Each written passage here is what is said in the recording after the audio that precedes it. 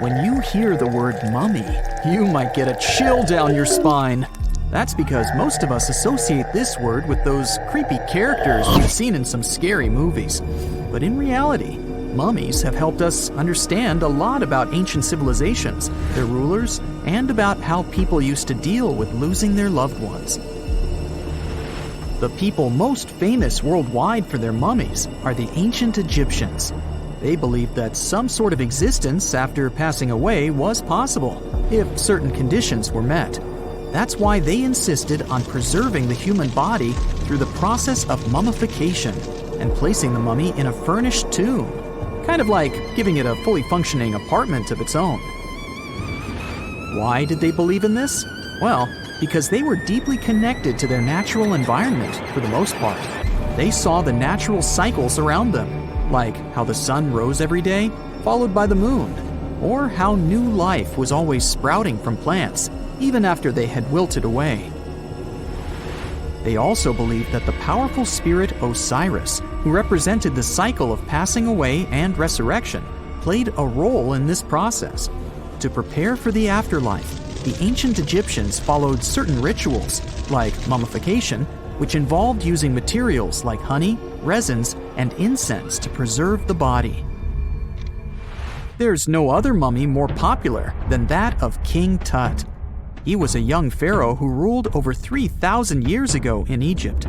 The problem with discovering ancient royal tombs is that most of such burial sites were previously robbed. People knew ancient rulers had been left with many valuable belongings, so those locations became vulnerable to thieves. When King Tut's tomb was opened in 1922, people were excited because it had not been robbed, like many other previously discovered royal tombs. That's how well hidden it was. Inside, his mummy was encapsulated in a total of 3 coffins, including one made of gold. The objects found in his tomb showed us what ancient Egypt was like, and studying his mummy also helped us learn about the culture and practices popular at the time when he passed away. We also learned about his family by looking at his DNA. Scientists were able to discover that he had had a disease called malaria and a problem with his foot that might have made it hard for him to walk. Ramses II was another pharaoh in Egypt who ruled for 68 years, which was quite a lot back in the day. He was known for his expansion campaigns and building projects. Many objects from his time as a ruler still exist today, including a large statue of him. Ramses II was about 6 feet tall and lived to be about 90 years old. After looking at his mummy, scientists concluded that he may have had a medical condition that affected his spine. Now, remember those thieves I mentioned before? They are probably the reason why Ramses II ended up in a plain coffin in a secret collection of royal mummies at Deir al-Bahari, which was rediscovered in 1881. Thankfully, archaeologists were able to identify him because his journeys had been recorded on his wrappings. The process was really tedious too. In fact, in ancient Egypt, the mummification process could take a staggering 70 days to complete. A special person would say a very specific speech while delicately handling the body and drying it out using a type of salt called natron. They also used linen and resin to make the body look more lifelike and to wrap it in cloth. The tomb was equally as important for ancient Egyptians. The walls of King Tut's tomb, for example, were adorned with intricate artwork that depicted his journey to the afterlife, from his burial procession to his passage through the underworld. The ancient Egyptians believed that everyone made this journey after passing away, and they filled their tombs with items and paintings to help the person in their spiritual travels. Additionally, the walls of the tomb were decorated with spells from a special book, which contained a collection of poems that the Egyptians believed would help people reach the afterlife. And speaking of how important this journey was, people also placed food in these ancient tombs.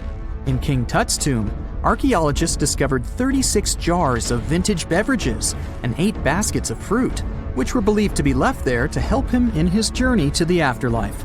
The Egyptians believed that traveling to the afterlife took a really long time, so they left a lot of supplies, such as food and water, to sustain their loved ones. Pharaohs also generally had numerous luxurious garments and beautiful jewelry in their tombs to ensure that they would have a fashionable journey. These items included various types of linen clothing, such as tunics, scarves, gloves, and headdresses, as well as a lot of gold jewelry with precious stones, like bracelets, buckles, pendants, necklaces, rings, and even precious depictions of insects for protection. Some were also deposited with fans made from ivory and ostrich feathers to keep them cool in the afterlife. Some ancient rulers were even placed in their forever apartments along with boats. For example, Pharaoh Khufu built the Great Pyramid at Giza as his tomb, and a large ship was found inside. King Tut, however, was buried with multiple boat paddles, but no actual boat. Instead, he had 3 chariots and numerous walking sticks made of precious materials, perhaps indicating he'd rather travel to the beyond by land, not by water. Amongst the most interesting objects found near ancient mummies are bottles of oils and perfumes. If rulers were supposed to be fashionable, why not smell nice too, right? Also, some of them had some ancient kinds of board games, most of them made out of precious materials like gold or ivory. One of those games was called Senet. It was very popular amongst the ancient Egyptians and very similar to modern-day chess. The ancient Egyptians may have the most famous mummies out there, but they weren't the first to invent the procedure. In fact, it all started in South America with an ancient civilization named the Chinchorro. As far as we know today, these people were the first to mummify their loved ones that had passed away. They did it somewhere around 2,000 years before the Egyptians started their own rituals. Sure, we can tell a lot about ancient rulers by studying these mummies, but until recently, we had no idea what they really looked like during their lifetime. Not so long ago, though, some very special mummy paintings were found by archaeologists studying ancient Egyptian objects. These mummy portraits are highly detailed paintings of individuals that were made while they were still alive. Such paintings were often painted on wood, as opposed to the classical portraits we all know about, which are painted on canvas. They are known for their realism and beauty, and have even been used by researchers to diagnose diseases by comparing them to the corresponding mummies. Some of these portraits also include depictions of jewelry, which was later found on the mummies. The recent discovery of these mummy portraits in Central Egypt is significant, as it marks the first time in over a century that such paintings have been found. Mummies appeared all around the world naturally, too. Mummification can occur without people intervening because of natural conditions, like extremely cold or hot environments, places with a lack of oxygen, or accidental exposure to chemicals that preserve the body. These conditions don't allow bacteria to grow, resulting in the body remaining more or less intact. Famous Otzi was one of these mummies. We know today he was a man who lived around 5,000 years ago in Europe. But upon his discovery in the Alps in 1991, Austrian authorities initially believed that he was a modern mountaineer because of how well preserved the body was. However, after the Iceman was removed from the glacier, it was determined that he was actually from the Copper Age. Before we get into the reason why and how there are pyramids all around the world, let's talk about some of the examples. I'll start with the Pyramid of the Sun in Mexico. These folks really knew how to build a city. Their well-planned urban center spanned over 7 square miles and boasted several pyramids. But the Pyramid of the Sun is the most impressive. This giant pyramid was built way back in 100 CE and is one of the biggest structures of its kind in the whole Western Hemisphere. It's so big that it's 216 feet high above the ground. If you ever find yourself in this ancient city, you won't be able to miss the Pyramid of the Sun.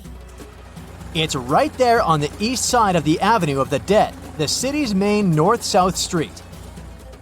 To build this incredible pyramid, around 1 million cubic yards of material were used, including a special kind of red volcanic rock called hued tezontle.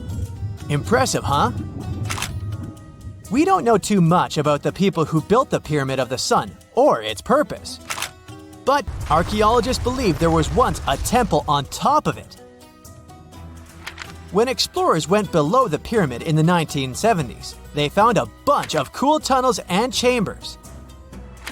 In 2011, they even found a secret stash of clay pots, obsidian pieces, animal bones, human figurines, and a mask. Who knows what other secrets the pyramid is hiding? If you decide to see this one, you must climb the pyramid using the 248 uneven steps on the west side. Watch your step. Sudan got some pyramids too. Nubian pyramids aren't as big as the ones in Egypt, but they still got around 200 of them. These ancient pyramids have been home to the tombs of the pharaohs of the Meroitic Kingdom for almost 1,000 years, who ruled Egypt from Nubia to the Mediterranean Sea. The pyramids at Meroe were constructed using granite and reddish sandstone. Oh, and did you know that Sudan has more ancient pyramids than Egypt? The Kushite pyramids depict the indigenous architecture and burial traditions of Nubia's Napata and Meroe kingdoms, which ancient Egypt influenced. Meroe, the burial site of over 40 queens and kings, is the most extensive Nubian pyramid site. The tomb walls depict mummified royals bedecked in jewelry, their wooden caskets containing bows, quivers of arrows, and other artifacts pointing to the Meroitic relationship and trade with Egyptian and Greek civilizations. So if you're looking for some ancient tombs to explore, you may consider skipping the crowds in Egypt and heading on down to Sudan. Let's fly to Iraq to see some more pyramids. Ziggurats have fancy receding layers and tiered temples. Instead of a smooth exterior, it has tiers like a cake. Perfect for all the important work and rituals that went on inside. You can find these towering structures scattered throughout Iraq and Iran, and they're a real testament to the power and skills of the people who built them. One of the biggest and most impressive ziggurats is the ziggurat at Ur. It's basically a giant rectangular pyramid that stands a whopping 70 to 100 feet tall, with 3 levels of terraces and a temple on top. Can you imagine how many baked bricks it took to build that thing? Try 720,000 for just the lower portion. This particular ziggurat was built for Sumerian king Ur-Nammu. Similar to other ones, this pyramid has been around for thousands of years, so it got a little rough around the edges. Thankfully, the Babylonian king Nebuchadnezzar II and some archaeologists came to the rescue in the 6th and 20th centuries respectively, and now you can find this near Talil Air Base. The ziggurat at Ur was built in 2100 BCE by King Ur-Nammu for the moon deity Nana. It was the tallest building in the city, and you could see it from miles around. It was like the medieval cathedral spire of its day. People would come here to bring their agricultural surplus and get their food allotments and seek spiritual nourishment. Sadly, the Nana temple at the top of the ziggurat didn't survive, but we do have some blue glazed bricks that may have been part of its decoration. The lower parts of the ziggurat are pretty amazing though. The architects even included holes in the temple's baked exterior to let the water evaporate from its core. Since we explored some of the pyramids on our planet, let's take a broader perspective. They can be found in many parts of the world. Egypt has over 100 pyramids, double that number in Sudan, and dozens of others are scattered in the Middle East and China. The Americas have the most pyramids in total, with more pyramids than the rest of the world combined. These pyramids are located in Mexico, Guatemala, Honduras, and El Salvador. Time to know more about the evolution of pyramids through history. The oldest pyramid is in Egypt. This pyramid was a step pyramid, which was created by placing one layer of stone on top of another. The pharaoh Sneferu is credited with creating the pyramid shape we recognize today. During his 45-year reign, he built 3 pyramids. His first 2 attempts failed, but he finally got it right with the Red Pyramid, which is considered the first true pyramid. It was Sneferu's son, Khufu, who built the Great Pyramid of Giza, which was the tallest human-made structure on Earth for almost 4,000 years. Latin American pyramids are similar to early Egyptian step pyramids, but they were built independently with no knowledge of each other. The pyramids in Sudan were built around 700 BCE and are tall but much narrower than those in Egypt. How in the world did all these civilizations build these things without even texting each other? After all, the Aztecs, Mayans, and ancient Egyptians were about as different as possible. But despite their cultural differences, they all seem to agree on one thing: pyramids were pretty cool.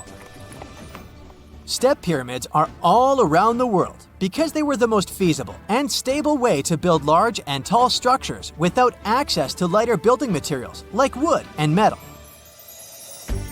The triangular form with a square base is the best way to build a sturdy structure, and having a cube structure would require more material for less height. Now, when it comes to pyramid design, the Egyptian pyramids were like giant triangles with a square base, smooth sides, and a pointy top. On the other hand, the Aztecs and Mayans went for a tiered cake look, with steps leading up to a flat platform on top. So, while all these pyramids share the same basic shape, they have their own unique flair. Each group built its pyramids using different materials, techniques, and slope angles.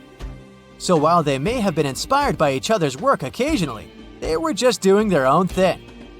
Egyptian pyramids had smooth, angled sides that were designed to help the pharaoh's soul ascend to heaven. The Pyramid of the Sun was built over a series of caves that served as a passageway for the deities. The Maya built the temple of Kukulkan in Chichen Itza to honor the deity Kukulkan, usually represented by a serpent. Nicknamed El Castillo, it has 91 steps on each side, plus a platform. That's 365 steps, one for each day of the Mayan calendar. Tell me, Brightsiders, how were pyramids built? To begin with, humans made them, not a foreign race from space that landed on Earth. You see, one thing that all pyramids have in common is that they were built without advanced tools or even the wheel.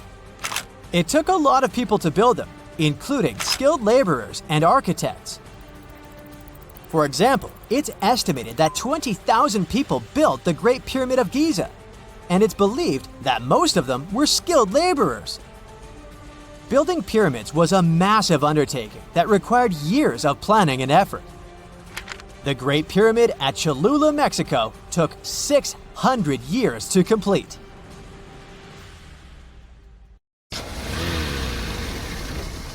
And now we're off to almost 5,000 years ago.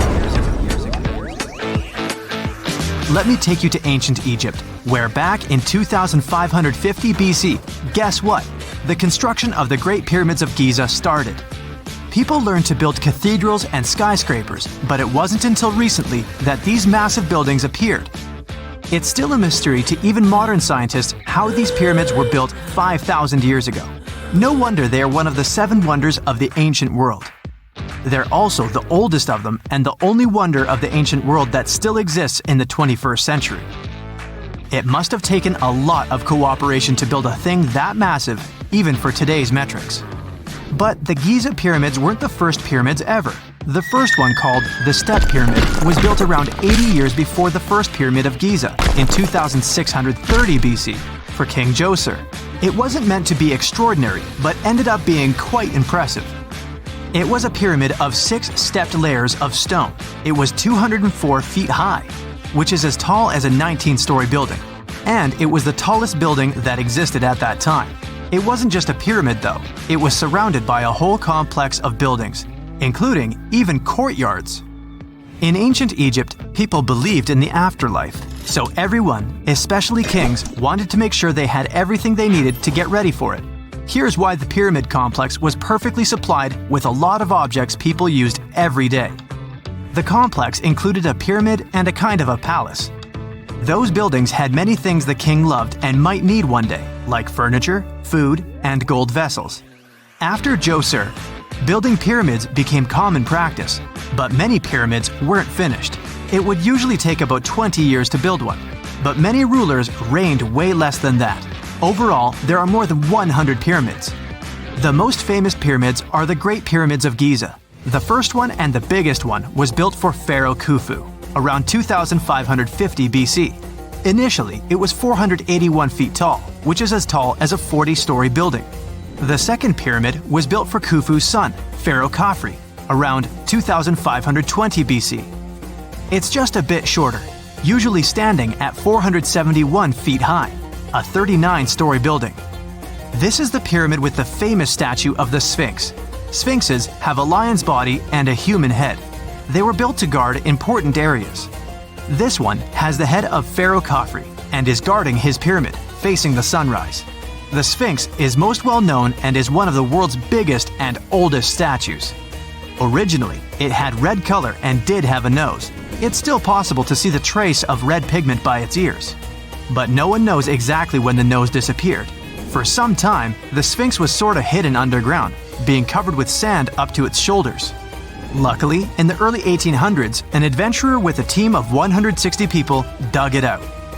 The third pyramid of Giza is the smallest one, being more than twice shorter.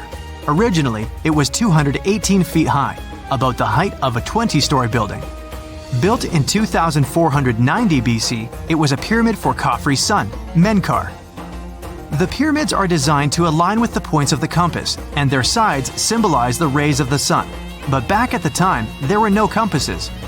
Ancient Egyptians figured out the directions themselves, and with amazing precision. To align the pyramids, they used two constellations. Originally, the pyramids were covered in smooth white limestone and had a gold-silver top to reflect the sun. Later, the white limestone was taken from the pyramids by other kings and used for other buildings.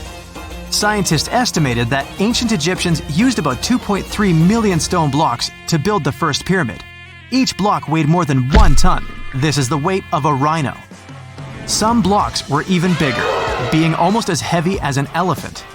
4.5 millennia ago, there was no modern equipment to help build it. There were no machines, no wheels, and even no steel.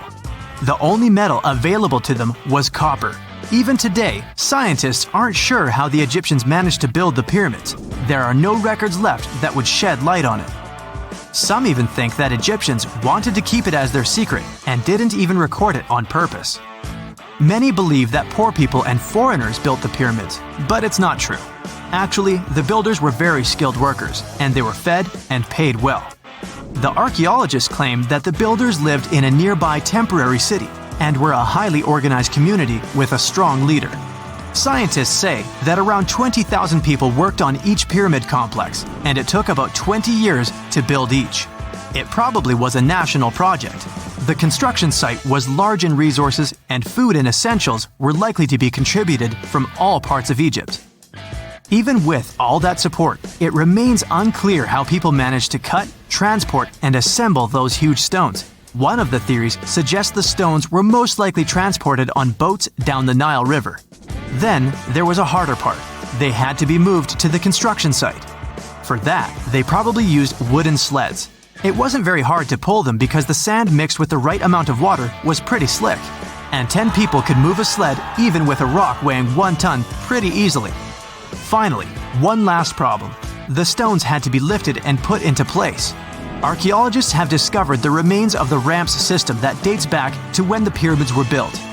Most likely, the Egyptians designed a unique system to move and pull huge stone blocks, but no one knows what it looked like exactly. The most common opinion is that there were several ramps around the pyramid to help move the blocks. The ramp was growing with the pyramid getting higher. They suppose people were walking up the stairs, pulling the stone on the wooden sled up in the middle on the sandy ramp. But this is just one of the options. Others say that the ramps were going around the pyramid. Some say the ramps were inside the pyramid. But we'll never know for sure, and it'll forever remain a mystery, just like the ancient Egyptians wanted. Surprisingly, there's not much inside the pyramids. Most of it is just solid stone with very little open space. But let's take a quick look inside the biggest of the pyramids of Giza.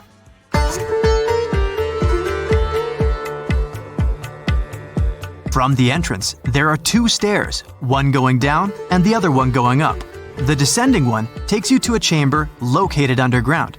That's where the pharaohs are, but not in this pyramid because Khufu wanted to stay higher. The underground room is partly unfinished. The room with Khufu's sarcophagus is called the King's Chamber. It's upstairs and then through the tall and long Grand Gallery. Below the King's Chamber, there's a room called the Queen's Chamber. There are no queens though, and no one is sure why the room is called this. Unfortunately, none of these have any hieroglyphs on the wall. They're just bare. If you want to see them, you should go to the other rooms that are decorated. Those pieces of art are depictions of ancient Egypt's culture and daily life. The texts allow researchers to study their language and grammar. Sadly, the treasures that once were here in the pyramid are long stolen. From that room, there are several tunnels for an unknown purpose. There are many tunnels and passages inside the pyramids. There are many chambers and shafts and secret ways. Scientists have been sending little robots with cameras there for some decades already. And the robots did discover another chamber a bit upstairs with hieroglyphs on the walls. But even today, much of the pyramids is still unknown, and there's no so-called building plan of the pyramids. Egyptians did create a mystery no one can crack for 4,500 years already. Scientists recently started to X-ray the pyramid to learn what's inside it without entering it and its narrow, mysterious tunnels. We know that the ancient Egyptians were talented enough to build something as grand as the pyramids, but were they also smart enough to measure the speed of light? There's a theory circulating online that says exactly that. If you look at these two numbers, you'll see that they match completely. The first one is the speed of light in a vacuum measured in meters, and the second one is the latitude of the Great Pyramid of Giza. So, was it done on purpose, or is it just a coincidence? Well, happily, we can tell you that it's actually just a coincidence, not another conspiracy thingy. The Great Pyramid is just one of the many places in the world that share the same latitude. And more importantly, even if the ancient Egyptians had somehow measured the speed of light and chosen to keep it a secret from the rest of the world, they wouldn't have used meters to put it down. Meters were only defined at the end of the 18th century.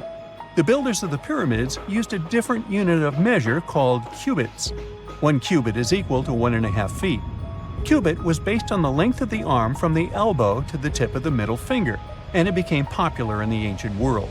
So if they wanted to impress the rest of the world and set the pyramids at a point that matched the speed of light in cubits, they would have to build their iconic constructions somewhere in Europe. And then the Danish astronomer who first measured the speed of light in 1676 would have been really upset to know that someone had done it centuries before him. So although they were ahead of their time in many aspects, the ancient Egyptians never measured the speed of light or used longitude and latitude to map their locations. The base of the Great Pyramid of Giza might seem like a perfect square, but it's actually an 8-sided structure, not 4-sided.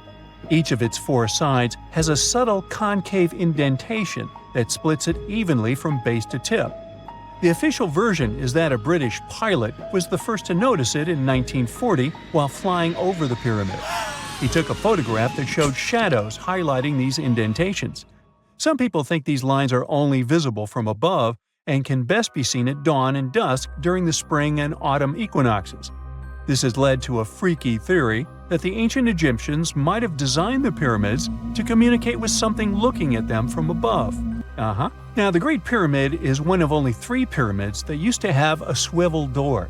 It weighed around 20 tons, but they could still easily open it from the inside. Its precise fit made it nearly invisible from the outside, with no visible latch or handle. There were only slight variations in the exterior stone that gave out an opening. The other 2 pyramids with similar doors belonged to Khufu's father and grandfather. The Great Pyramid also has a hidden void at least 100 feet long that was only found in 2017. We still don't know what lies within the space, what purpose it served, or if it is the only space of its kind. Researchers used the same tech to see through cathedral walls, Mayan pyramids, and even volcanoes. It depends on a natural shower of subatomic particles called muons. They pass more easily through empty space than through solid materials. So if they arrange multiple muon detectors around a structure, scientists can map out its solid and empty areas. A team of scientists placed muon detectors inside the Great Pyramid and allowed them to gather data for months. Scientists have analyzed samples of the mortar used to build the pyramids many times. Although we know its composition, modern technology still can't replicate it. The mortar is mostly made from processed gypsum, but it wasn't used like the cement we use for bricks today. Instead, they used it to support the joints between the massive stones as they were set in place. The estimated amount they needed to construct the Great Pyramid was around 500,000 tons of mortar. The gypsum mortar is stronger than the stones themselves and has held up for thousands of years. Now, all four sides of the Great Pyramid are aligned with the cardinal points – north, south, east, and west. According to geologist and engineer Glenn Dash, the alignment is accurate to within 4 minutes of arc, or 1/15th of a degree. The architects managed to achieve this without modern tools like drones, blueprints, or computers. Many researchers try to explain this construction miracle. Maybe they used the pole star or the sun's shadow. Dash recently proposed a new, simpler idea. The Egyptians might have used the autumnal equinox to align the pyramids. It happens twice a year when the Earth's equator passes through the center of the sun's disk, making day and night nearly equal in length. To test his theory, Dash conducted an experiment on the 22nd of September 2016, the first day of the fall equinox. He used a special rod the Egyptians had to cast a shadow and tracked its tip at regular intervals, forming a smooth curve. By connecting 2 points of the curve with a taut string, he created an almost perfect east-west line. Dash noted that on the equinox, the shadow's tip runs in a straight line, nearly perfectly east-west, and with a slight counterclockwise error. There's a similar error in the pyramids. Although his experiment was conducted in Connecticut, Dash believes that the same method would work in Egypt. All the ancient Egyptians needed was a clear, sunny day. They could determine the fall equinox by counting 91 days from the summer solstice. But they left us few clues, and no engineering documents or architectural plans have been found that explain their methods. So they might have mapped shadows, but it's not definite. Now, scientists have long wondered how heavy stone blocks were carried to the pyramid sites, and they might finally have an answer. A research team from the University of North Carolina, Wilmington, has discovered that 31 pyramids are likely to have been built along a long-lost ancient branch of the River Nile. It's now hidden under desert and farmland. For many years, archaeologists have thought that ancient Egyptians must have used a nearby waterway to transport materials, equipment, people, and whatever else they needed to build the pyramids on the river. But up until now, they weren't certain of the location, shape, size, or proximity of this waterway to the site of the pyramids.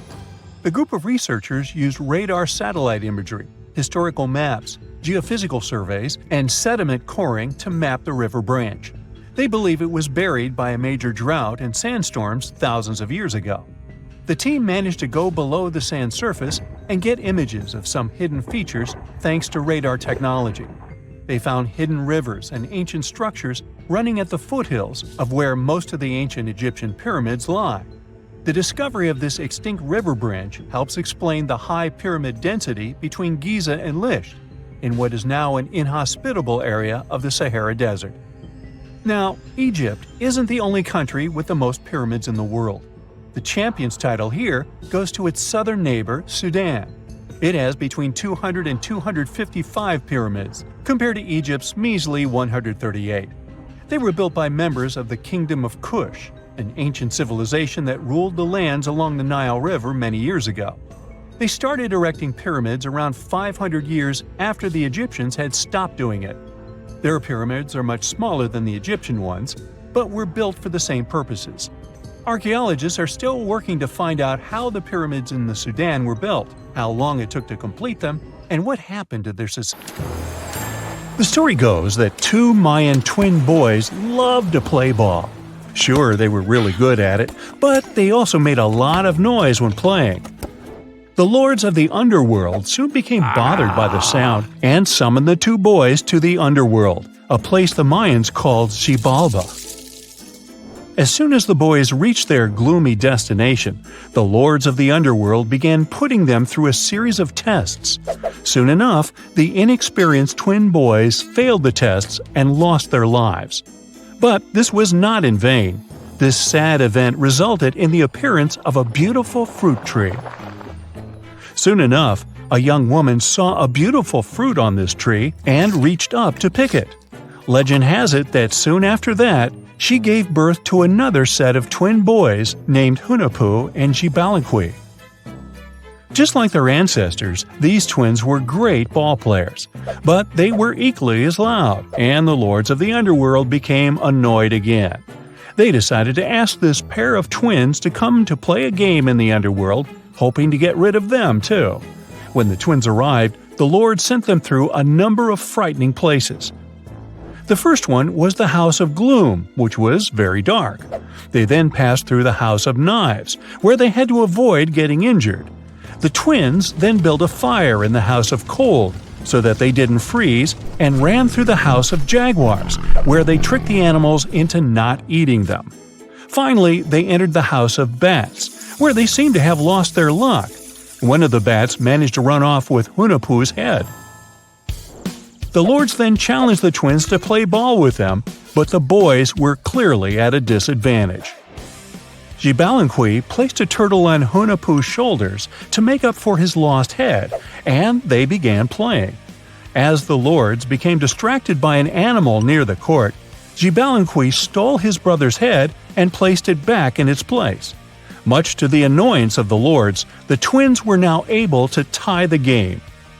Hunahpu and Xibalaqui continued to perform a series of tricks for the lords of the underworld. One of them involved Xibalaqui injuring Hunahpu and then bringing him back to life. The lords were so impressed by the twins' performance that they asked them to do the same trick on them. Of course, the twins agreed, but after performing their trick on some of the lords, they refused to revive them. Seeing what had happened, the lords of the underworld admitted defeat and begged for their lives, promising not to intervene in the lives of people ever again. Hunahpu and Xibalaqui were happy to have avenged their ancestors and gained the respect of the lords.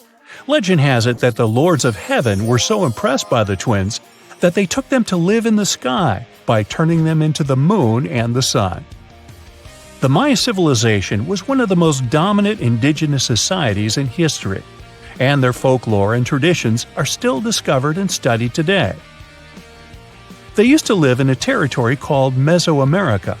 It was made up of modern-day Mexico and parts of Central America like Guatemala, Belize, Honduras, Yucatan Peninsula, and El Salvador. They lived from 1800 to 900 BCE and up to 900 to 1500 CE. Apart from their impressive legends, the Maya were very skilled inventors. They're known for their calendars, writing systems, farming methods, and sports.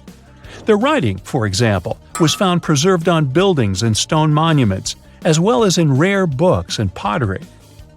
It's a system made out of more than 800 hieroglyphics in various combinations. Each of those signs was said to represent a syllable. Their writing system was deciphered by accident by Tatiana Proskorakov, an American woman who initially studied to be an architect. Since she didn't find a job in her field, she eventually became a Mayanist in her own right, despite not being academically trained. She was the first to notice that the Mayan upended frog glyph meant birth, and that their toothache glyph meant the date when the king ascended to the throne. It made it easier for scientists to pinpoint birthdays, as well as the names of the rulers of a specific Mayan dynasty. They also invented the concept of zero, which is seen as one of the greatest innovations in mathematics, physics, and human history altogether. Sure, even back then, people understood the idea of having nothing, but the concept of zero as a number is a relatively new invention. A fun fact about Mayans is that they really liked hats. The bigger your hat was, the more important you looked. Not only was it a sort of fashion statement, but it also made them look taller, which was a big deal for their aesthetic. The Mayans also came up with one of the most intricate and complex calendars in human history. It was the first to use 0 as a placeholder. Their calendar ended on December 21st, 2012, which led some people to believe that it translated to the end of the world. Obviously, that was not the case. It just so happened that the date coincided with the end of a Mayan cycle of years. But you know, as advanced in science and astronomy as they were, they did make some mistakes. One of them was their belief that the world was flat. Their theory was that the 4 corners of the world were watched by the Brother Lords, who kept the sky from falling over their lands. Hats off for their menus, though, as they were well-known chocolate eaters. They turned eating chocolate into a form of art. The drink they made wasn't really like the hot chocolate we enjoy today, though. The recipe included mixing cacao with water, honey, chili pepper, cornmeal, and other ingredients to make a foamy, spicy drink. The ritual of drinking cacao was a crucial part of their celebrations. We're not done discovering all the amazing parts of their architecture and civilization. It was only a few years ago that a Maya pyramid was found at Tonina, in the Mexican state of Chiapas. It was estimated to be more than 1,000 years old. The reason why it escaped archaeologists for so long was that it lay hidden under what was believed to be a natural hill. The ruins of 2 Mayan cities have been recently discovered in the Mexican state of Campeche. Why didn't we find them until now? Well, they were concealed by really thick vegetation, which made it difficult for archaeologists to reach them. The Mayans didn't just disappear. Their descendants are still around today, many of them choosing to live in their ancestral homelands. You can find them in Guatemala, for example, where the Maya people make up the majority of the population. Overall, the Maya ethnic group contains people that speak different Mayan languages, such as Yucatec, Quiche, Quechua, or Mopan. They had no idea what a spa day was, but the Mayans really enjoyed a nice sweat once in a while. Sweat lodges were discovered around ancient Mayan sites. They were built out of stone or adobe. These rooms were an essential part of their cleansing and healthcare rituals. One of the earliest sweat lodges was found in Quello in northern Belize and appeared to date back 3,000 years. One of the most important parts of the Mayan culture was a ball game which they named Pix. It had both political and spiritual significance. We can see ball courts at important parts of Mayan archaeological sites. The main goal of the game was to pass a rubber ball through a very high stone hoop without using your hands. Basically, it was a combination of soccer and basketball. However, it could have serious consequences.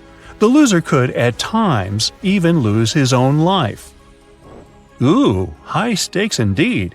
Because of this game and the need for bouncy balls, the Mayan people were some of the first cultures to use rubber. They made it using natural latex. There were different kinds of rubber depending on what natural substances the latex was mixed with. And that, my friend, is the way the ball bounces. Sorry, but you know me, I just couldn't resist. Imagine working 7 days a week on a large-scale construction site. You, along with thousands of others, carry millions of stone blocks and put them on top of each other according to a complex system. You work without modern construction equipment. You have no air conditioning or constant access to water. It's so hot outside that you can fry eggs on the road. You've been building the pyramid for decades, and now, when it's finally done, you enjoy the result of the colossal work of thousands of people. You're looking at a giant cultural monument of global value that will freeze in time and amaze people for tens of thousands of years.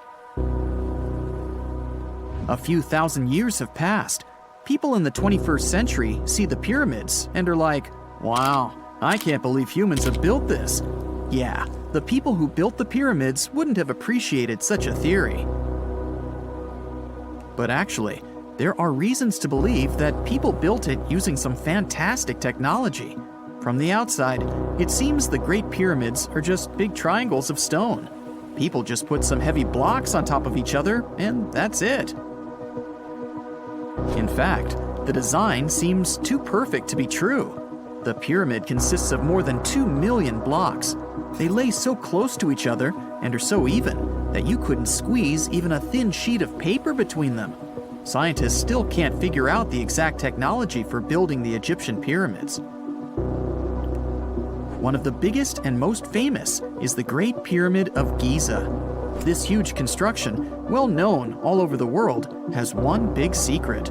There should be a capstone on top of the pyramid. It's a triangular-shaped stone block, a small pyramid on top of a huge one. It's also called a pyramidion. The builders of ancient Egypt made it out of granite and limestone and covered it with gold. No records or old drawings prove that there was a pyramidion at the top of the Great Pyramid of Giza. But there's another ancient Egyptian structure with such a triangle, the Red Pyramid. It was built before the Great One, and its capstone has survived to this day. Archaeologists have found and reconstructed it. But where could the capstone of the Great Pyramid be? It's a mystery that still has no answer. Some are sure that some thieves have stolen it from the top. Maybe they just climbed up and pushed the pyramidion down. It makes perfect sense. The capstone was probably the most valuable element of the pyramid. Many scientists and archaeologists still don't know its exact purpose. Some believe that this peak covered with gold glorified the pharaohs. The capstone reflected moonlight at night and illuminated the entire space around it.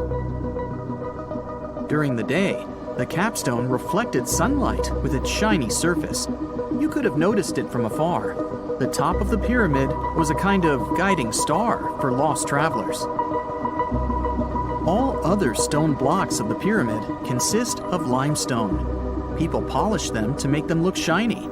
In the past, they were even glowing and reflected light. You could see glowing pyramids from space, although they looked like tiny lights. Over thousands of years, winds, sandstorms, and rains have changed the pyramid's appearance. If people had taken care of them all this time, they would have looked like something out of science fiction movies, or the pyramids from Las Vegas. But unfortunately, we will never see their original appearance. Some archaeologists and scientists believe that the capstone could absorb the sun's energy and distribute it evenly throughout the pyramid. No one knows precisely why the Egyptians needed this technology.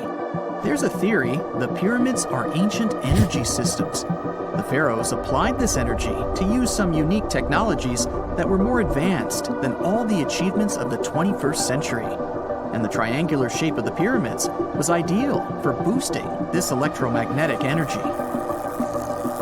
In theory, solar radiation, or electromagnetic forces, accumulated at the top of the pyramid, filled the inner rooms, and then went down the walls to the base. Any surface distortion could prevent the flow from spreading, so they had to create a perfectly smooth surface. That's why they installed the blocks so that nobody could squeeze a needle or razor blade between them. Many people believe in this theory because they built the pyramids from limestone. This material can hold energy inside itself. In the inner part, they created granite deposits to cause air ionization, that is, to create an electric charge. They also dug channels under the pyramid for water to transmit electricity. And at the top, they put a gold capstone, the best conductor of electricity. So, this is how you get a great power generator. Different cultures used similar technologies to create electricity all over the world. But these are all theories. If it had been working, humanity would have used these technologies today. There are mentions of the metal industry, chemistry, engineering, physics, mathematics, and astronomy in some ancient records. Most scientists don't believe in all these things. We know the detailed stages of the technology's development in different cultures. In the 21st century, scientists, historians, and anthropologists can track the evolution of all modern devices. If people had created some technological inventions in ancient times, the history of the world would have looked different. Perhaps all the achievements of antiquity could have been wiped off the face of the earth by global cataclysms, and it can happen to us. Just imagine how people would dig up a laptop in 5,000 years. Perhaps they wouldn't understand what kind of device it is. Another Egyptian wonder surrounded by mystery is the statue of the Sphinx. The Egyptians carved it out of a single massive piece of limestone about 4.5 thousand years ago. But scientists still don't know the exact date of its construction or who built it. People painted the Sphinx in different colors, so it looked much brighter and more vivid in the distant past. It was shining just like the Great Pyramids. Anyway, time hasn't only changed its appearance, but its name too. Initially, the Egyptians called it Mekhet. The Greeks renamed it the Sphinx about a few hundred years after it had been built. The Sphinx emphasized the greatness of the rulers of Egypt. It also performed a symbolic function of a watchdog guarding the tomb of the pharaoh and the paths leading to it. This version sounds realistic, since archaeologists have discovered many secret entrances at the foot of the Sphinx. Perhaps these rooms and intricate tunnels lead to underground halls with treasures. And treasures don't always mean gold and jewelry.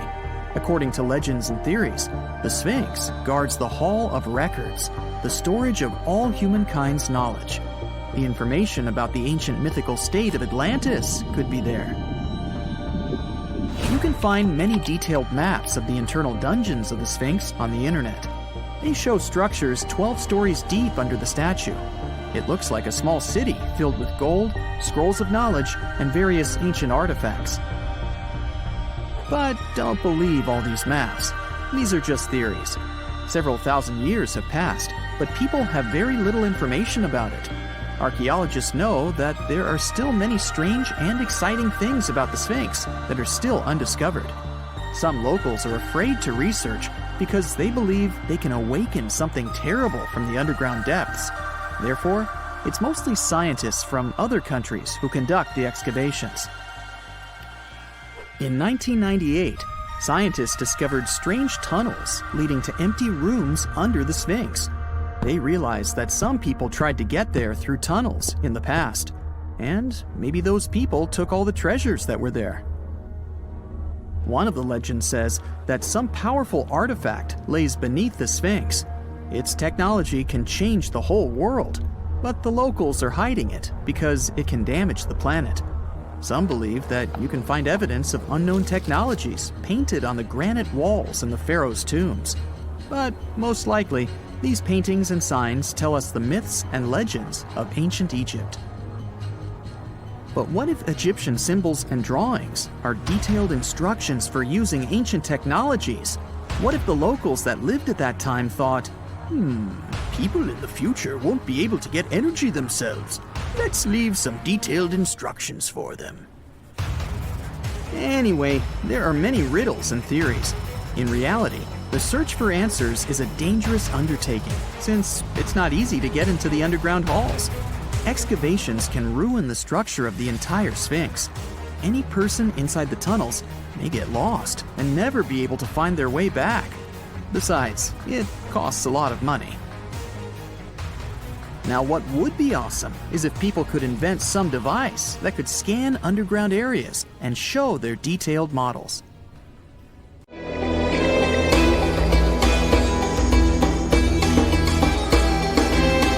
The Great Pyramid was created as the final resting place of ancient Egyptian monarch Khufu.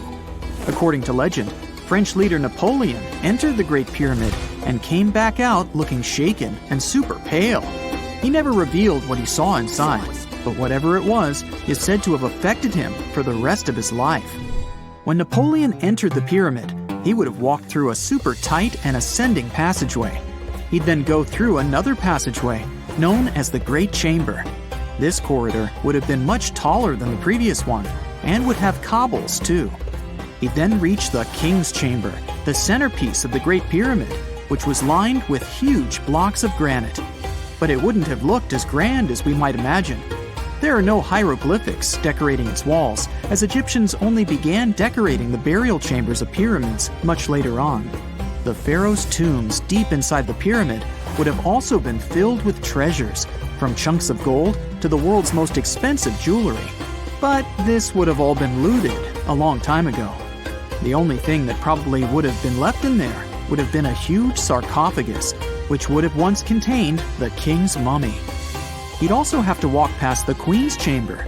This room most likely didn't hold any queens though, as pyramids were usually only built for one person. There are mysterious tunnels leading from here. To this day, no one is really sure what they're there for. And that's not the only mysterious and creepy thing Napoleon may have encountered, as stories of pharaohs leaving ancient curses on pyramids go way back. Many pyramids had warnings written on the outside, telling of horrifying things that would happen to those who entered and disturbed the peace. We might not know what exactly Napoleon found in the Great Pyramid that scared him so much, but we know for sure what was found in Tutankhamun's tomb. Tutankhamun was an ancient Egyptian pharaoh who was only 8 or 9 years old when he took to the throne. He became a cultural phenomenon when his tomb was discovered almost completely intact in 1922. His pyramid sits in the Valley of Kings in Thebes, modern Luxor, which is in Egypt. Unlike the Great Pyramid, Tutankhamun's tomb was covered in beautiful wall decorations. The walls told the story of how he would travel to the afterlife through the underworld. Egyptians believed all people would have to take this journey, so they would fill their tombs with objects and paintings to help them get there. There'd also be spells painted on the walls. They believed this would help people pass over to the next realm. The journey would be pretty long, and for that reason, the ancient Egyptians would also fill the pyramids with food. Tutankhamun's pyramid was filled with 8 fruit baskets. They even found something called gingerbread fruit in there. The rooms were jam-packed with furniture, statues, clothes, and staffs, amongst a whole bunch of other things. You'd likely find a lot of clothes and expensive jewelry in the pyramids as well. The ancient Egyptians wanted their ancestors to travel in style to the afterlife. They put Tutankhamun in his final resting place with over 50 pieces of clothing, all of the highest quality. There were tunics, scarves, gloves, and headdresses, and a ton of jewelry. Bracelets, pendants, necklaces, rings, and scarabs for protection were all found inside. Each of them was made of gold or precious stones. There were also fans made of ostrich feathers to keep the old pharaoh cool in the hot Egyptian sun. But the temperature inside the pyramids never actually went above 68 degrees Fahrenheit. The ancient Egyptians developed a super cool air conditioning system that we don't fully understand even today. Tutankhamun's pyramid also contained 130 walking sticks made from ebony, ivory, silver, and gold to help him on his journey.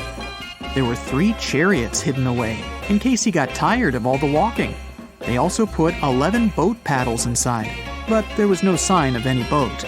The pyramids would be littered with the pharaoh's favorite scents and perfumes. During the excavation of Tutankhamun's pyramid, it quickly became clear that it had been robbed during ancient times. There was damage to doors and traces of oils left in empty jars. It looks like someone raided the pyramid for gold and the scents, perfumes, and oils that had been left for King Tut. There was still a bit of perfume, which was made from coconut oil and frankincense, left in one bottle. It seems like Pharaoh Tutankhamun loved board games. There was an ivory traveling set of senet in his pyramid. Although we don't know for sure exactly how to play it, we have figured out it was sort of an ancient Egyptian version of backgammon.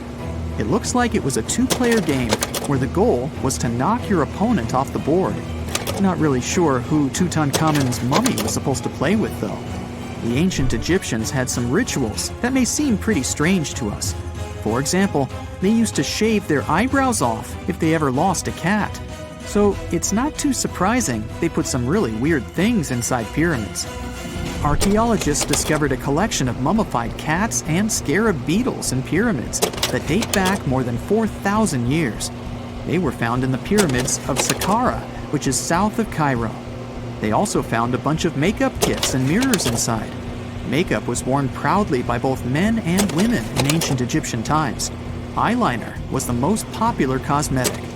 The Rosetta Stone was one of the best discoveries ever made in pyramids. It was found by our man Napoleon Bonaparte and his team.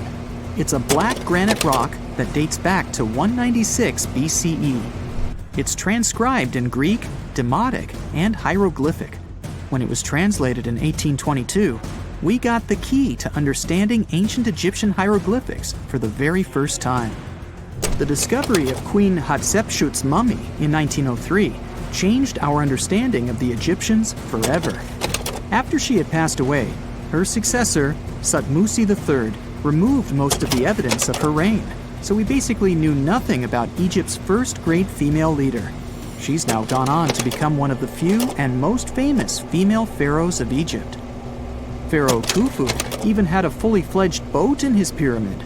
Archaeologists uncovered more than 1,200 pieces of a giant boat near the Great Pyramid at Giza. They reassembled the boat, and it's a whopping 144 feet long. It's most likely a solar boat, which was designed to carry the resurrected king with the deity Ra. Fun fact, the Pyramid of Giza is the last remaining of the 7 wonders of the ancient world. The other 6 are the Hanging Gardens, the Colossus, the Temple of Artemis, the Mausoleum, the Lighthouse, and the Statue of Zeus. This pyramid was also the world's tallest man-made structure for 3,800 years, and it's the biggest pyramid in Egypt. It took a staggering 2.3 million blocks of limestone, and some weighed as much as 80 tons. It took an incredible 100,000 laborers and a whopping 23 years to build. Its original height was a mega 480 feet. In 2017, archaeologists discovered something weird about Egypt's Great Pyramid. There's a hidden void that's at least 100 feet long, and no one really knows why it's there or what's actually inside it. The weird void is the first inner structure discovered within the 4,500-year-old pyramid since the 1800s. Scientists used cosmic rays to detect the massive hole, but are still no closer today to finding out what's inside. The ancient Egyptians took a lot of care building the pyramids, and everything was strategically placed and structurally sound, so it's super unlikely that this hole is due to blocks falling over time. Loads of pyramids also contain small model figurines called ushabti. These represented attendants. They believed they would come to life to serve the pharaohs in the afterlife. But it's amazing that all this stuff actually fit inside. There isn't actually a huge amount of space inside the structures. It's mostly just rock. The year is 1923. 2 teenagers sneak out of their homes in the middle of the night in Florida City. Rumor had it that an old man was building a rock castle by himself. But every time someone tried to see what the old man was doing, he would stop working. The curious teens managed to sneak into Ed's backyard and saw something they could later describe as magic. They recalled seeing rocks moving around like helium balloons. The old man was moving up to 30 tons of stone by himself to build his castle. Even if he didn't allow anyone to see him working, he would proudly talk about it around the town. But whenever people asked how he was building a stone castle all on his own, he simply answered, "I cracked the secret of the pyramids." This story begins in Latvia, Edward Leedskalnin's home country. Edward was born in a small village on January 12, 1887. He was born in a family of stonemasons, which is probably where he learned ancient techniques of building. However, he grew up as a sickly boy, which meant he could never carry much weight or undergo heavy physical activity. At the age of 26, an unfortunate turn of events determined Ed's fate. The love of his life broke off their engagement, and heartbroken Ed decided to move to the United States. He lived in a couple of American states before finally moving to Florida, where his life's adventure started. Ed spent years searching for the right spot of land to build his dream house. He always rejected good farmland. When people wondered why, he only smiled. Finally, when he bought land of his own, it was deemed terrible by his close friends. The soil was bedrock. He could neither plow nor farm it, but it seemed perfect for what he was seeking to build. Ed's close friends would often describe him as eccentric. When asked why he wanted to build a house, he would only say, "It's for my sweet 16. Someday she's coming back." Then, he changed the topic of the conversation. It took Ed about 30 years to finish Coral Castle, and he did it all by himself. He would only work under the cloak of night and never let anyone see what he was doing. The completed coral castle embodies a number of unsolved mysteries. If you were to visit the site back then, you'd have to go through a 9-ton, 8-foot-tall revolving gate door that even a kid could push with just one finger. Ed was so proud of this door that he originally named the site Rock Gate Park. It was renamed Coral Castle only much later, after Ed's passing. Once inside, visitors would access the incredible wonders of Ed's constructions: towers, mystic symbols, furniture, and swing sets, all made entirely of monolithic blocks of stone. The stones are set on top of each other, using only their weight to keep them together. And believe it or not, the entire park gathers around 1,100 tons of stone. Today, if you visit Ed's living quarters, you'll even see the simple instruments he used to construct all of this: chisels, hammers, ropes, and pulleys. The type of work he did is difficult even with modern-day equipment, let alone without it. Coral Castle's main mystery lies in how Ed managed to do it. The only photograph of Ed Leedskalnin at work shows a simple leverage structure of a chain hoist attached to a wooden tripod. The tripod was made of old telephone poles with a small wooden box on top. What was in the box is, of course, a mystery. Unfortunately, he took his secrets with him, not sharing the truth of his work with anyone else. Yet, not all is lost, as there are many theories and speculation surrounding what could have happened there. One theory says that there is a harmonic grid inside the Earth's surface, something that would create anti-gravity spots around the globe. It's believed that Coral Castle was built in such a spot.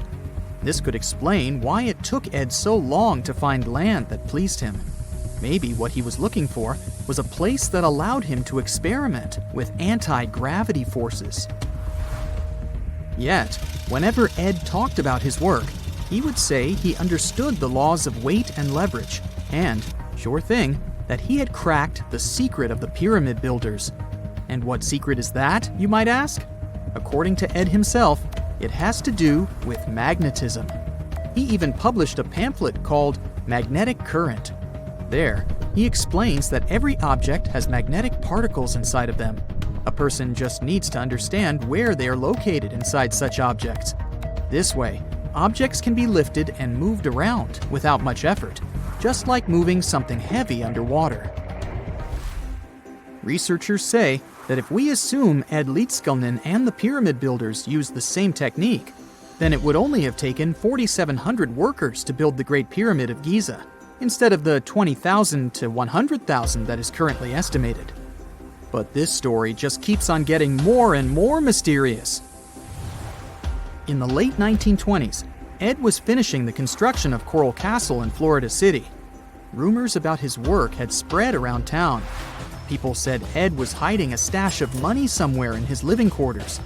One night, a group of men waited until Ed was alone and broke into the castle to rob him. They couldn't find the money and, luckily, didn't harm Ed. But in the following days, he decided that it was best he moved out of that land. Of course, he took more than his toothbrush along with him. Ed decided to move the entire Coral Castle to another land 10 kilometers away from where he had built the park.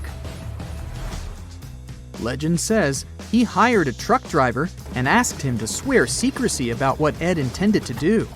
He asked the driver to look away while Ed loaded the truck by himself, moving all of the rocks without any help. With the truck loaded, Ed and his castle moved to Homestead, Florida, where the park is located until this day. In 1986, a group of engineers from Florida University was called to try to fix the park's gate entrance, the 9-ton revolving door that Ed was so proud of. They arrived with plenty of modern-day equipment, including a 20-ton crane. When the engineers took the door down, they noticed that Ed had used a strange circular stone at the bottom of the revolving door. The engineers couldn't understand how this frisbee-sized rock could withstand 9 tons of weight without breaking into pieces. They sent the rock to the geology department at the University of Florida. but the geologists simply returned the rock, saying they couldn't find a match of this rock in their databases. They couldn't determine its origin. The engineers put the 9-ton gate back into place, trying to use other techniques. At first, it didn't work without the base rock Ed had originally used. So, they had to cut the gate rock to make it work as a revolving door once again, proving that modern-day technology couldn't replicate what Ed had done single-handedly. Fast forward to 2011, and another man claimed to have cracked the code of the pyramid builders and Ed Leedskalnin himself.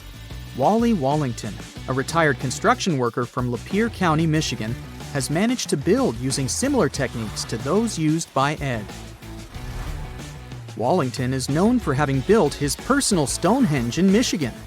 He is said to have used simple machines, such as levers and counterweights, moving around multi-thousand-pound concrete blocks. Unlike Ed, Wallington has shared his techniques with the public. Multiple videos are showing the clever engineering he built from very simple materials. It sure is impressive.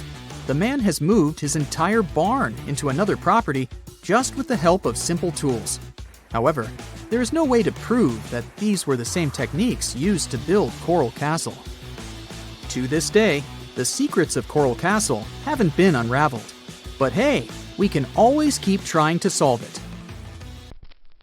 You have heard about Nikola Tesla.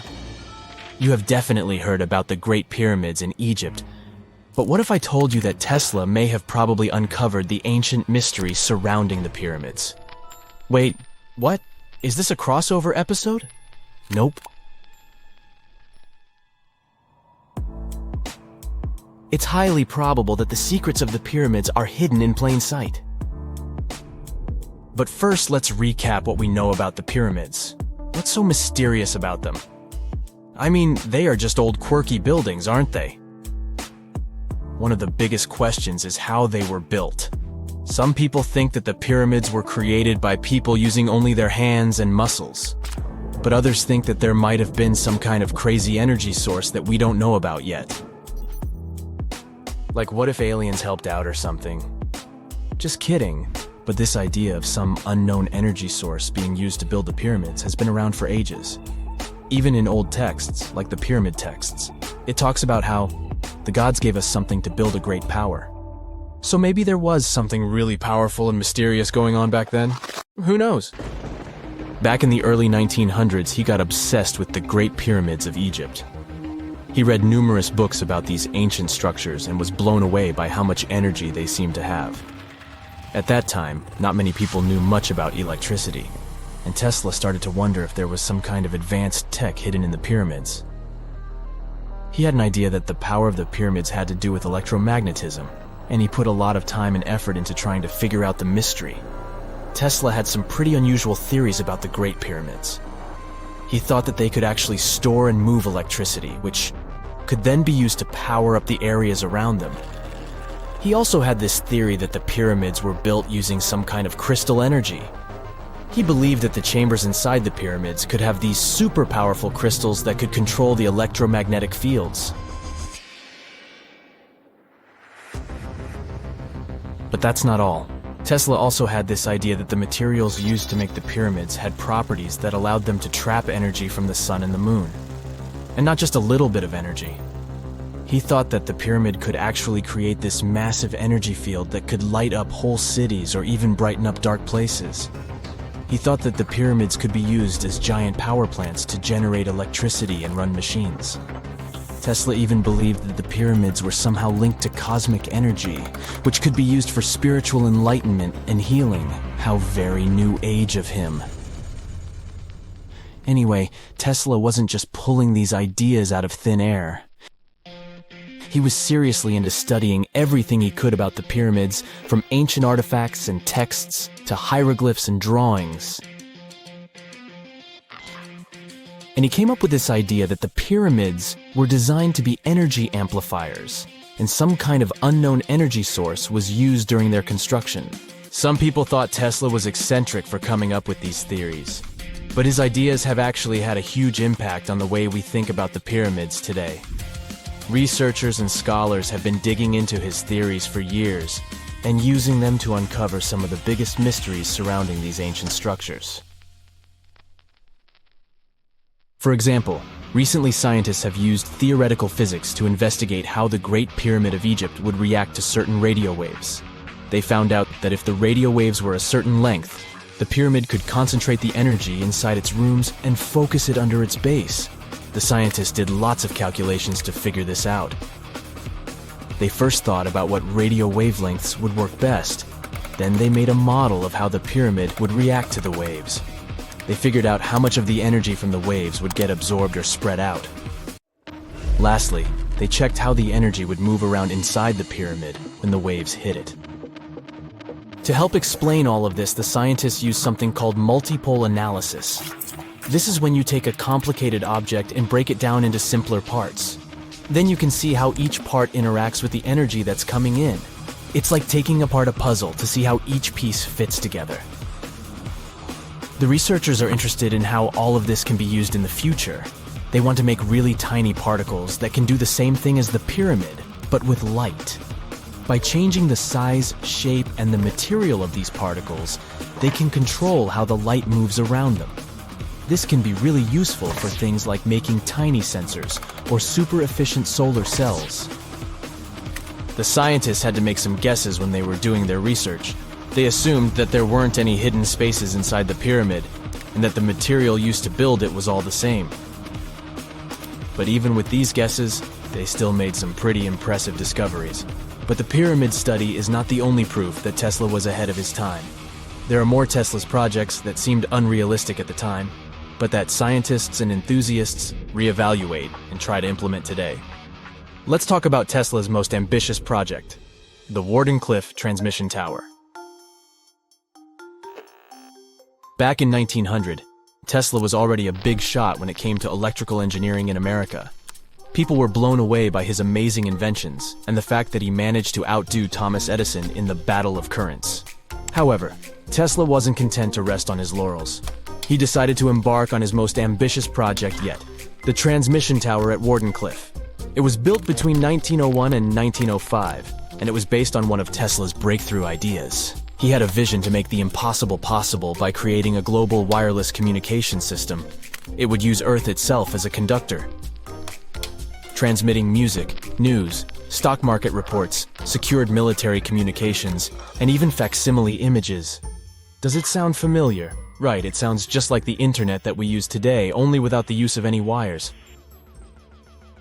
But Tesla had a much bigger dream in mind, to transmit power wirelessly.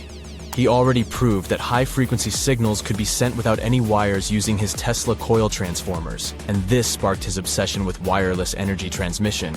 His vision was to not only transform the way we communicate, but also to find a way to transfer power currents globally by tapping into the Earth's natural energy.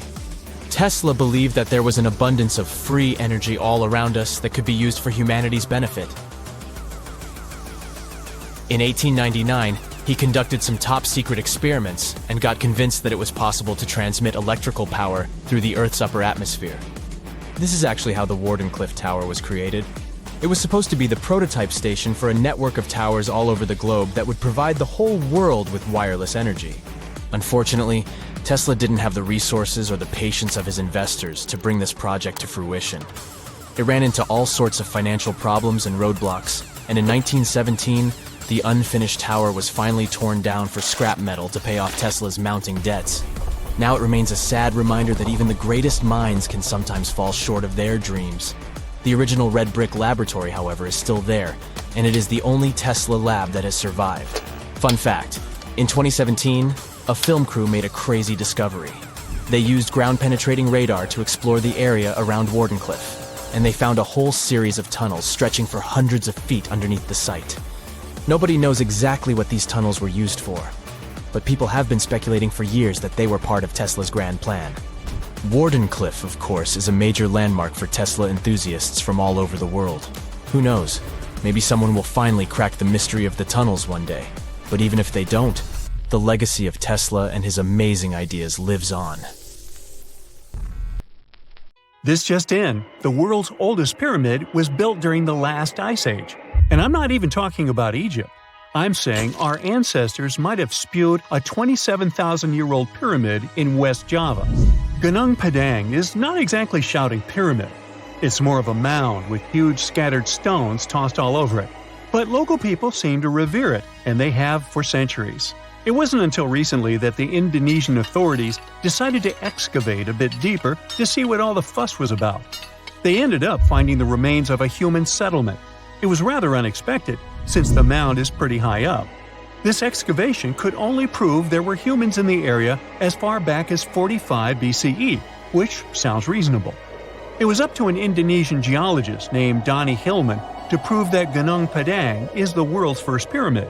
He used all sorts of new technology to support his claim.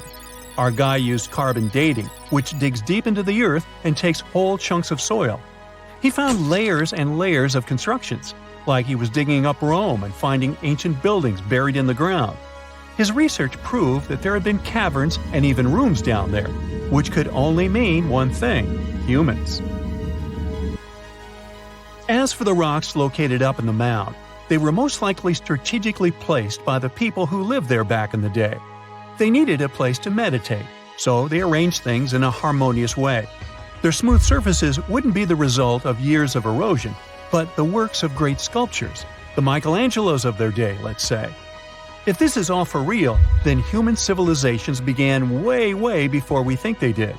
Our ancestors, the Paleolithic humans, didn't have what it took to be considered a civilization, especially not the tools and knowledge to build pyramids.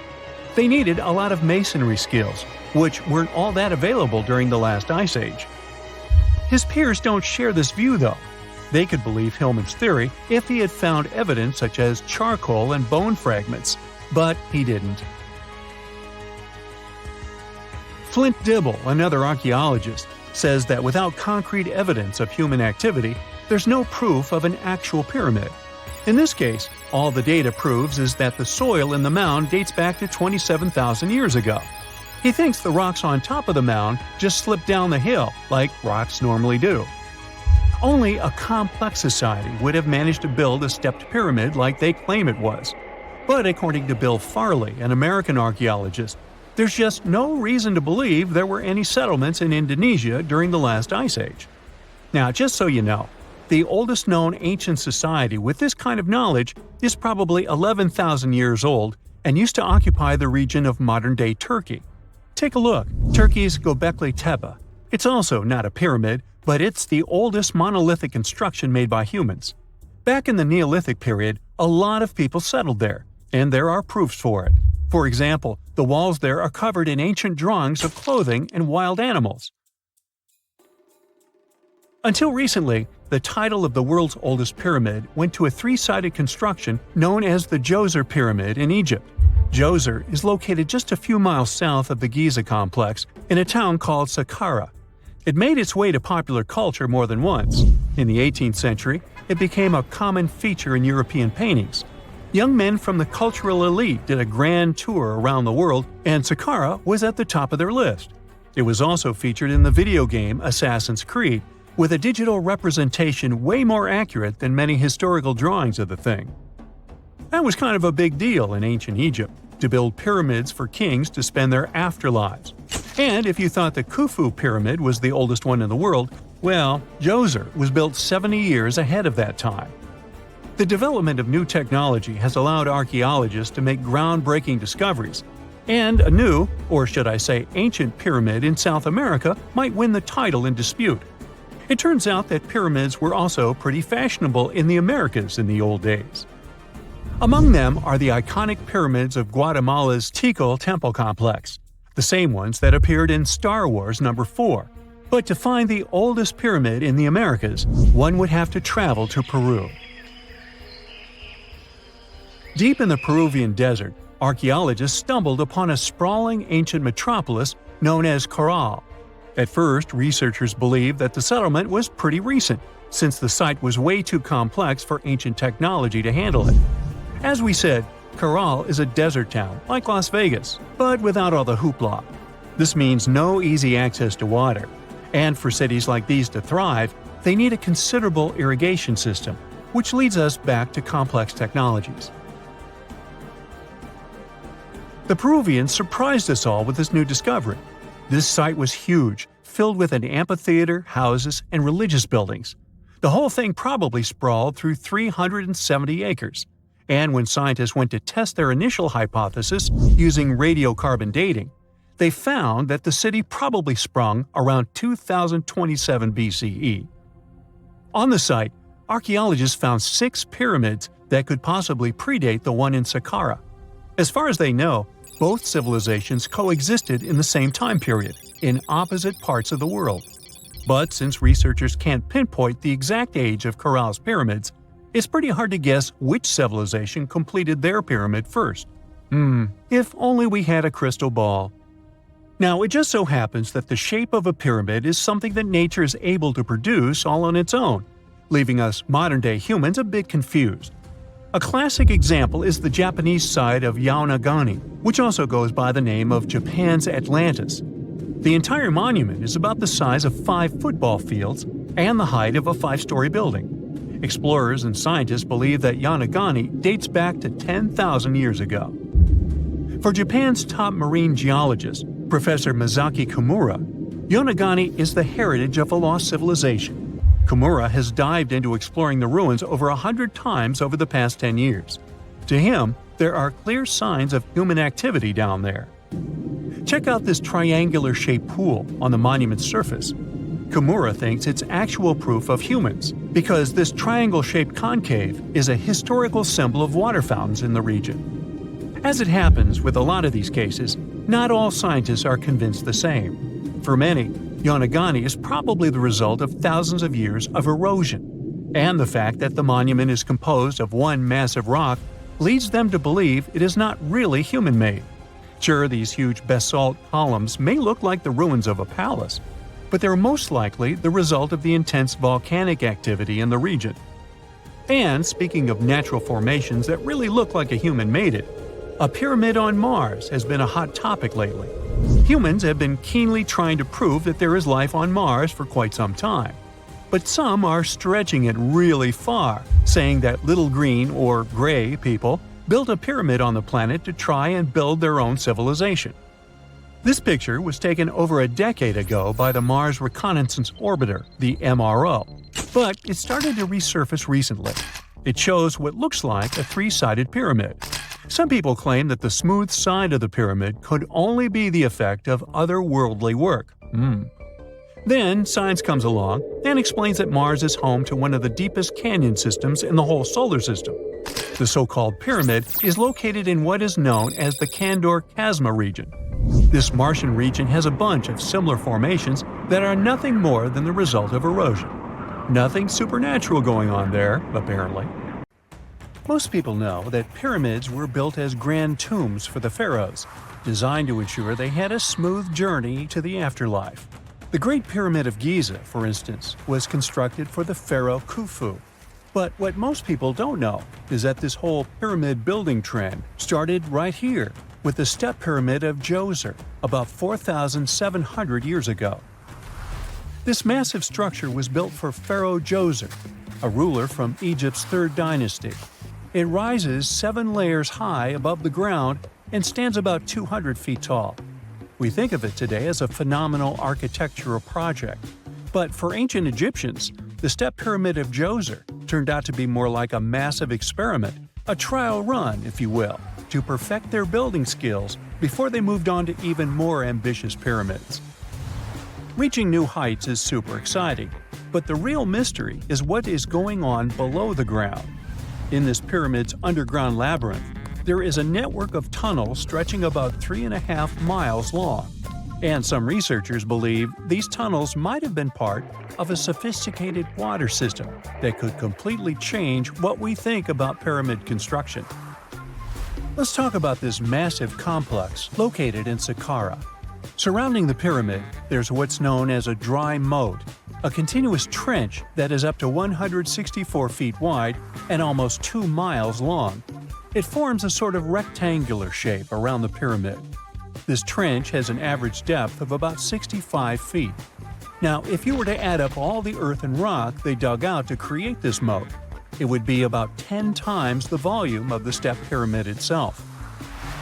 For the longest time, people just assumed this trench was nothing more than a huge quarry, a place where they dug up stone and clay to build the step pyramid.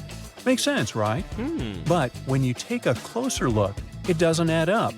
The trench is too narrow and deep to be practical for mining, and its layout doesn't match anything we know about ancient Egyptian quarrying methods. Plus, some sections of the trench are actually covered with a rocky ceiling, which would have made it nearly impossible to use as a quarry. Another theory suggests that the dry moat had some kind of spiritual significance. Maybe it was a sacred place, where souls of nobles gathered to serve the late king in the afterlife. There are even niches in the walls that work as a hint at this spiritual function. But most researchers believe that this purpose likely developed much later, long after the complex was built for Djoser. So, what was the moat really designed for? In 2020, a researcher came up with a pretty intriguing idea. It is possible that this trench was actually designed to collect and manage water, especially after heavy rainfalls. Now, that makes sense when you consider the location. The moat sits in an area that could easily have been flooded by runoff water from nearby plains. This could also explain why the trench wasn't used for new graves until much later when the climate became drier and less prone to flooding. The story becomes even more intriguing, as this trench appears to be part of a larger, more complex hydraulic system within the Djoser complex. It is like the trench has several compartments, carefully carved out of the rock and connected by tunnels. These compartments likely served as a part of a water treatment system, where water would flow from one compartment to the next, getting cleaner as it moved along. Now, here is where things start to tie into the pyramid itself. The Djoser complex has a series of underground shafts, and some researchers think that water from the moat's deep trench might have been used to power a hydraulic lift system, and this giant water-powered elevator could have been used to raise the heavy stones needed to build the pyramid. It worked like a volcano, but instead of lava, water did the heavy lifting. Imagine a big deep hole in the ground at the center of the pyramid site. Inside this hole, there was a huge wooden platform, kind of like a giant raft that could move up and down. When the workers wanted to lift a heavy stone, they would fill the hole with water. As the water rose, the wooden platform started to float up, carrying the stone with it, almost like a giant water-powered elevator. When the stone reached the right height, the workers slid it off the platform and onto the pyramid. The idea is that water from the deep trench, after being cleaned and filtered, would flow into these shafts. A massive float, possibly made of wood, would then rise as the water filled the shaft, lifting the stones up to where they were needed for construction. Once the stone was in place, they'd let the water out, lowering the platform back down to the bottom, ready to lift the next stone. This fancy hydraulic lift system could have been a game changer, making the whole building process a lot faster and more efficient without using a lot of workforce. It is like the ancient Egyptians were already embracing the whole idea of work smarter, not harder. But of course, not everyone is on board with this theory. Some experts argue that the area where the step pyramid of Djoser was built couldn't have held enough water from occasional rains to maintain such a fancy hydraulic system. The main theory suggests that, in the past, there might have been some kind of lake nearby that would have filled up after a period of rain, and this lake could have supplied water to the complex's hydraulic system. But there is no mention of such a lake in any ancient Egyptian writings, so it might be more of a what-if situation than a reality. And then there's the issue of the hard work itself. Remember when I said this method could have allowed the ancient builders to raise stones with far less effort? Well, that might not be entirely true. According to some experts, just building this hydraulic device would have required a lot more heavy work than simply moving the stone blocks using good old-fashioned manpower. And let's not forget, the step pyramid of Djoser is like a baby pyramid compared to those that came later. The stones used for Djoser's pyramid weighed, on average, about 660 pounds each, which is nothing compared to the more than 2.5-ton blocks used later for the pyramid of Chephren. If this cool water lift theory gets completely ruled out, we still need to explain how this pyramid was built in the first place. To answer that, we need to rewind a bit and talk about the original plans. See, before Djoser's tomb became a pyramid, the idea was to construct a simple mastaba. This type of tomb was pretty common in earlier periods, a flat-roofed rectangular structure with sloping sides. But after the original mastaba was finished, they decided to expand it a bit by adding more layers on top. And then they added even more layers, until the construction reached 6 distinctive steps, each one smaller than the previous. And they probably did all this by raising those heavy stones using ramps, not a water-powered elevator. There is still so much we don't know about the step pyramid of Djoser. More research is definitely needed to fully understand how this system worked, or if it even existed at all. But the idea of using water to help build the pyramid adds a whole new layer to our understanding of ancient Egyptian engineering. It's a powerful reminder of just how clever and resourceful those builders were, using the natural landscape and the power of water to create one of the most iconic monuments in history.